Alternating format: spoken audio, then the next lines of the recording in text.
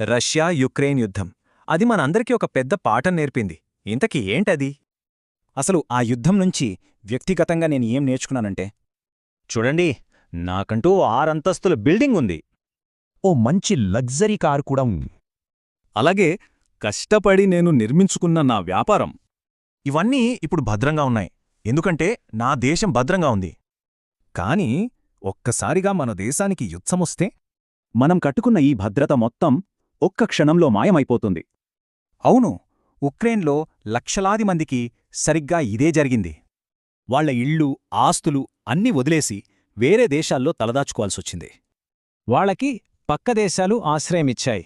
మరి మన సంగతేంటి? ఒకవేళ మనకు యుద్ధం వస్తే మన చుట్టూ ఉన్నవి పాకిస్తాన్, చైనా, బంగ్లాదేశ్, శ్రీలంక.